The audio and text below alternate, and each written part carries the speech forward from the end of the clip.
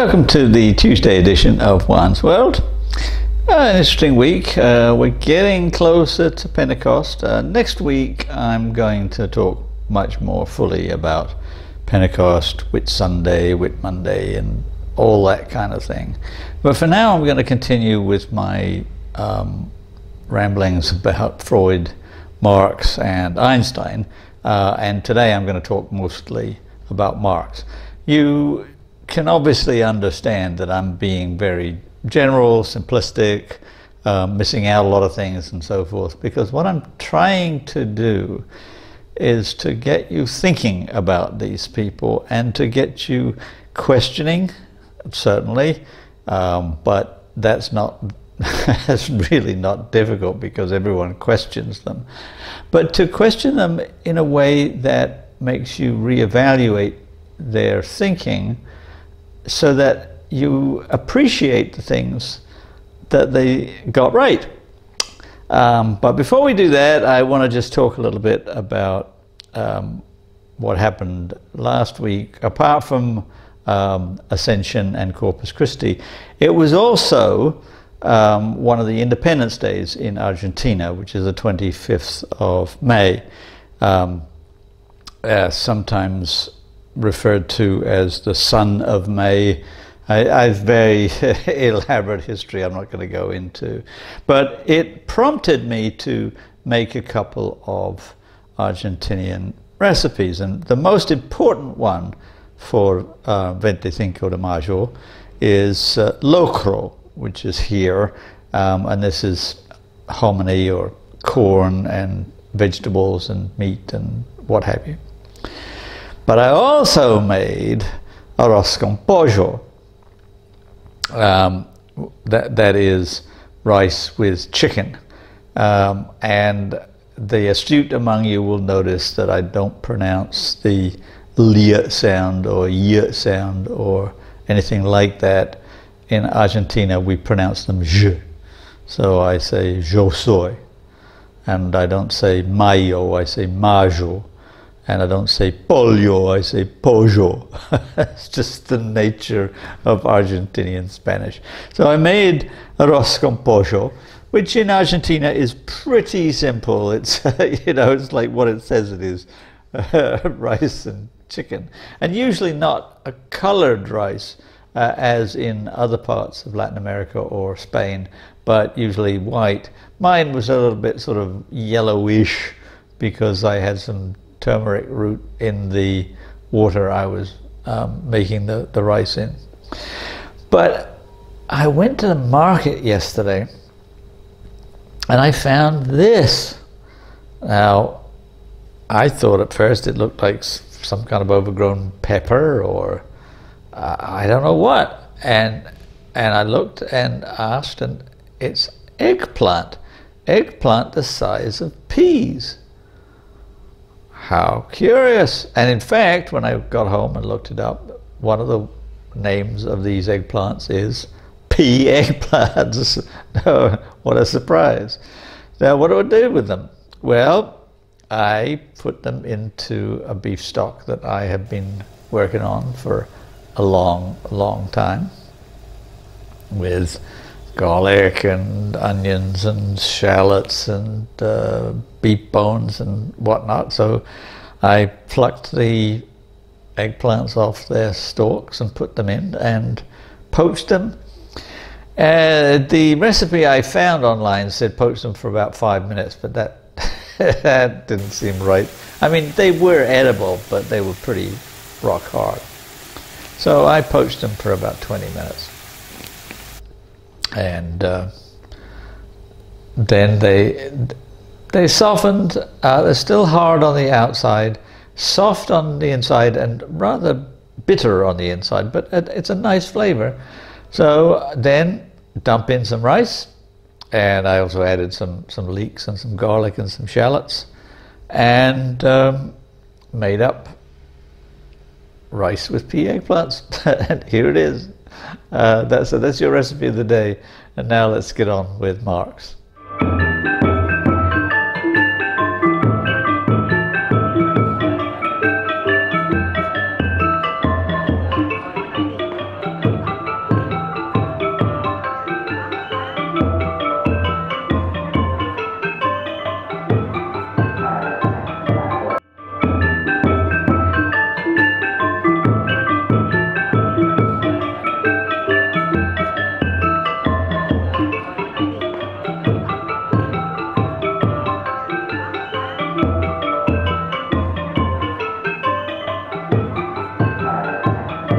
Marx came to the fore in Europe in 1848 when he wrote the Communist Manifesto with Engels.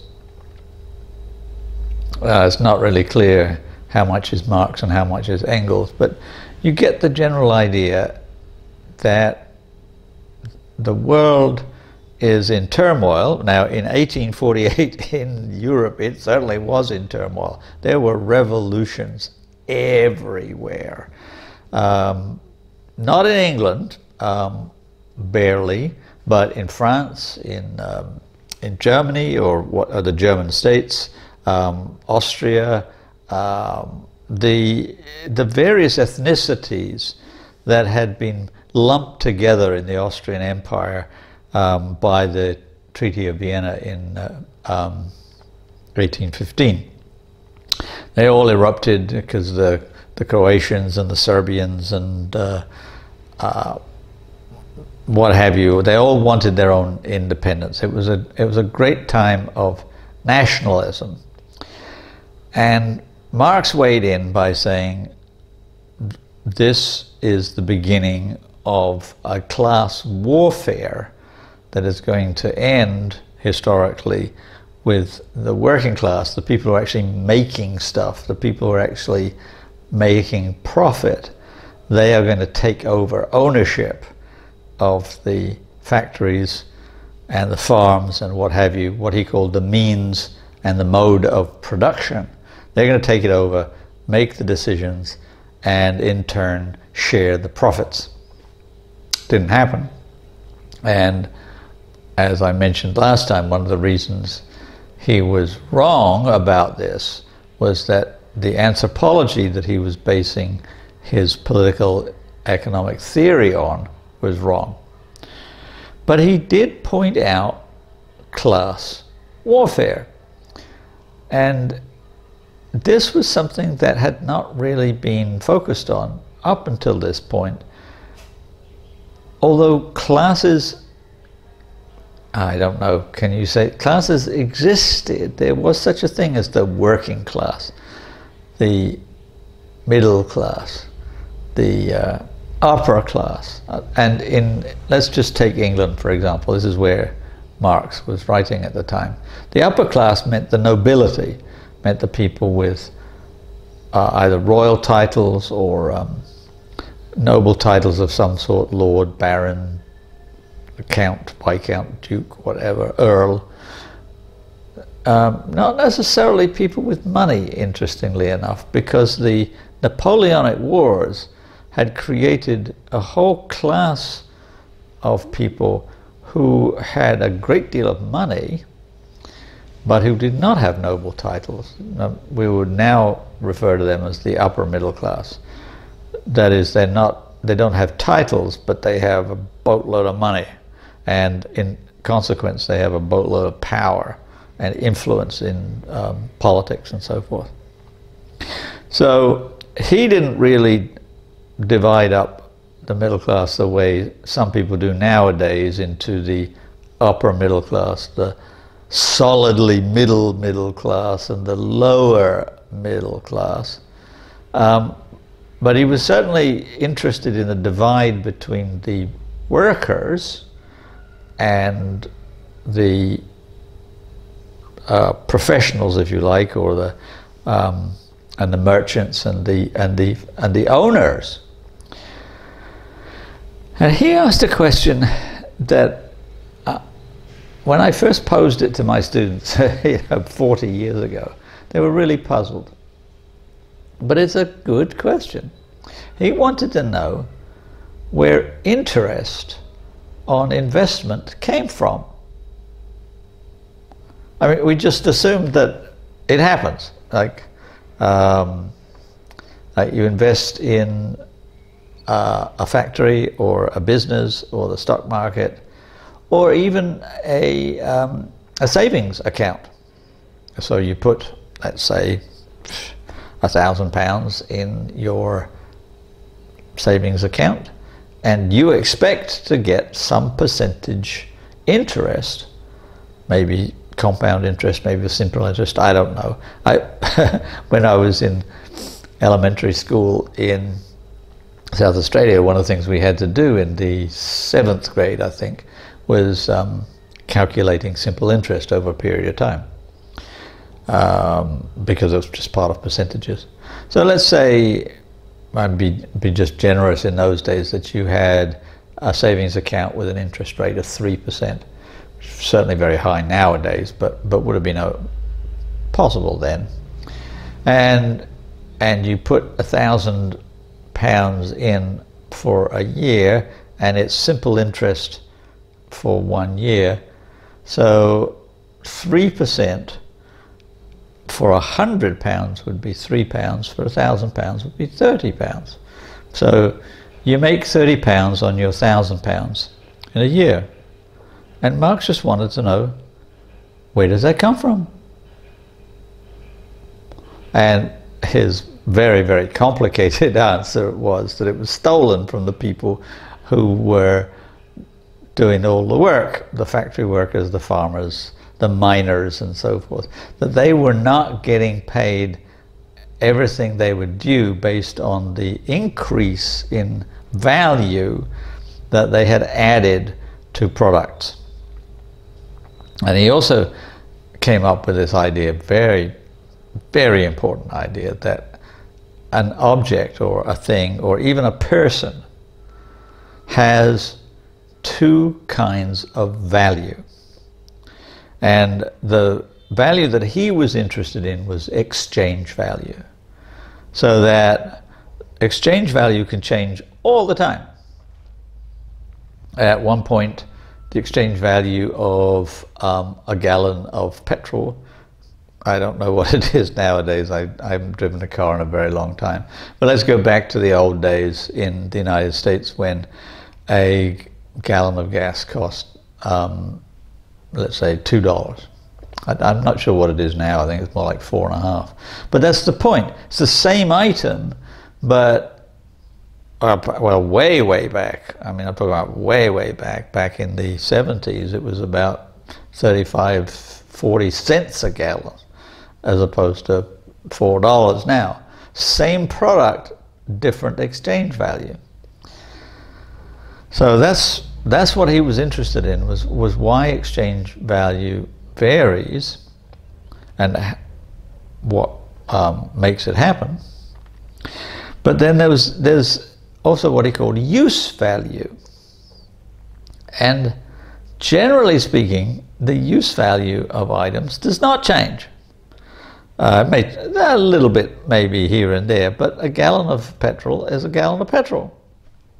If your car gets, let's say, 40 miles to the gallon, then whether it costs 35 cents or $4, you're still just going to get those many miles to the gallon. And you can, unfortunately, when you look at an object and you confuse its use value with its exchange value, then you can find equivalency between things that are not equivalent. In other words, that anything that costs $10, whatever it might be, could be a meal, it might be a pillow, a pair of gloves. Well, they're not the same at all, but they get reduced to this common denominator because we have money that is our medium of exchange. And people become determined by not their use value, but by their exchange value also. So you get to have a sense that you are a minimum wage kind of person, or a millionaire kind of a person, or somewhere in between, a $20 an hour kind of a person, $50 an hour kind of a person. You can feel that your worth has improved if you get a promotion that comes with a higher salary or a higher hourly wage. You can confuse the two. You can think, I am worth more now because I used to be a $20 an hour person, and I'm now a $21 an hour person. Which, as Marx quite rightly suggests, is really, really screwed up, because you're the same person. You're not the person who has value because of what you can earn, but that's the way things work. You know, a sanitation worker versus a lawyer is conceived of very differently in society, and it comes down to what they earn. It's not all the truth, but I've known plenty of people who don't earn very much, who are amazing people because of their knowledge and their experience. And I've known plenty of professionals, particularly academics, that I consider to be completely worthless, even though they have, let's say, a PhD or even a doctor's degree, a physician. I know a ton of physicians who are just awful people, and not very good at their job either, but they get paid a lot, and so they get given value because they get paid a lot, and so maybe they've got a big house and a yacht and all of that. That's what Marx was talking about when he was talking about value, and what he wanted to know was, how does value get added to items, and how is it that the people who add the value don't get to keep that value? Like, if I'm a car worker or a garment worker or a farmer, why don't I get to keep all the profit? Well, if I own the farm, then I may get to keep pretty much all of the profit. But if I'm a car worker, I get to keep very little of the profit because I don't own the factory. I don't own the means and mode of production. And so his simple solution was to say, we will eventually have a revolution such that the factories, the farms, the means and mode of production will be given to the people who actually work in them, and they will keep the profits that they make, and they will make the decisions about what they're going to make, how they're going to make whatever it is they're making, how they're going to distribute the profits and so forth. And that is, in some sense, I mean, it's a very superficial sense, communism. Not the communism of Lenin and Stalin and Mao and all the rest of it, or Castro. They all perverted his intellectual developments in one way or another. Marxism as such has never been tried. And when I say that, I should say that there have been some utopian socialists who have argued that if they built a whole new like city with its own self-contained farms and factories and production and so forth, that it could work.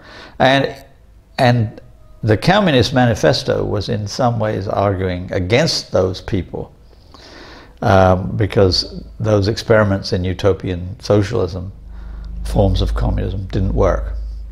And there's a very important question under this all: why doesn't it work? You know, because the capitalist argues that it is capitalist production and competition that produces profit, competition in particular, that cooperation produces laziness and competition produces energy, excitement, engagement, profit. Well, that's another story, and we'll get there at some point. Not sure whether we'll do it next week, but we'll get it there at some point. What works best in culture? Is it cooperation or is it competition? Good question to leave things at. Meanwhile, if you like my videos, please, please, please tell your friends. Please like, please subscribe, and I will see you on Friday. Have a good week.